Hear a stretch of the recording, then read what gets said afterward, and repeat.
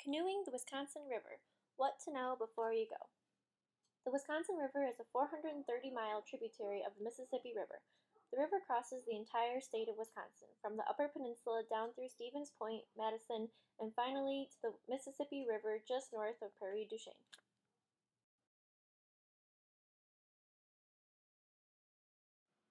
The lower Wisconsin River between Sauk City and the Mississippi has been designated a state river, where riverside development has been limited to preserve the scenic bluffs and wooded areas that line it. But the best part about the lower Wisconsin is that it's lined with tiny sandbars. So as you're canoeing down, you see a spot that looks good, you pull over, and you have your own island to sleep at for the night. There are quite a few canoe outfitters between Sauk City and Spring Green, but I've always been known to go to Bob's Riverside.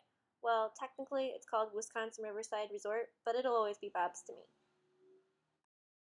The outfitters will kindly drive you upriver in one of those giant vans exclusively reserved for summer camps and church groups with all your gear.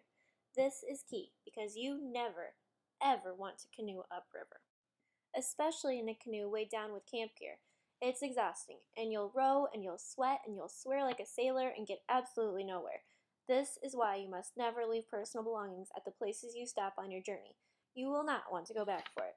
In fact, you shouldn't bring anything you wouldn't mind using for kindling in a desperate situation, except beer. Which brings me to my next topic.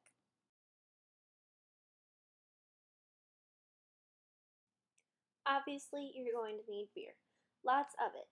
Enough to drink all day long on the river, to drink while you set up your tent, to drink while you cook your dinner over the fire, to drink while you tell stories with your mouth full of s'mores, and to repeat for at least 2 days.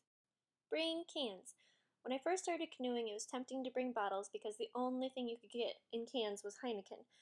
These days, a lot of the microbreweries are canning as well. Don't bring glass. It's heavy, it doesn't pack well into the cooler, it doesn't condense once you're through with it, and the DNR will fine you if they catch you with it. Also, don't bring 10% delirium tremens or some other strong beers. Pace yourself. But do bring a flask of whiskey just in case. Okay, you have your drinks. Now for food. You're going to need fuel to keep those arms rowing, and to soak up all that beer. Bring river snacks like pre-made sandwiches, fruit, and trail mix. Bring items for the grill at night like veggie kebabs, mushroom or veggie burgers, or brats and hot dogs if you're into that kind of thing. Bring wood and a tripod. The tripod is my best camping friend, and the only way to easily grill on the river. It consists of 3 metal poles, a cooking grate suspended from the top. It's pure genius. You can usually buy wood from the outfitters, but be sure to bring garbage bags to put it in so it doesn't get wet.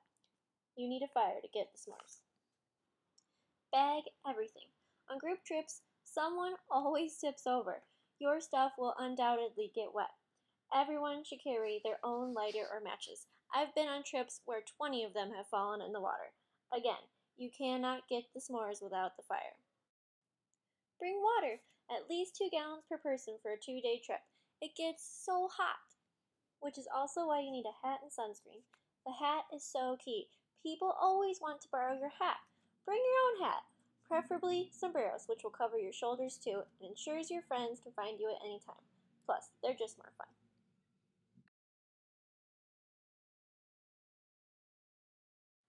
Mostly just keep your eyes open. As I've floated along, I've seen soaring bald eagles, crayfish that stand on just 2 feet, towering beautiful bluffs, and amazing sunsets. Stop often.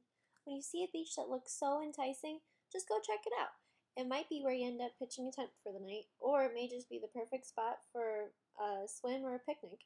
There's no rush while you're on the river. Except when you find the perfect island with some nice trees and some space to move around, flat areas to camp, and a good view, take it. The good spots go quick. And last but not least, be social. You just never know who you're going to meet on the Wisconsin River, and that's half the fun. If a group of people encourages you to tie up for a while, do it. They might have some tasty snacks, some awesome jokes, or live right around the corner from you at home. They also might make you do a beer bong. You've been warned. My favorite canoeing stories are almost always based around the people that I brought with me or the people I meet out on the river. This is one of those stories. So one time, my boyfriend and I went out to go down the river.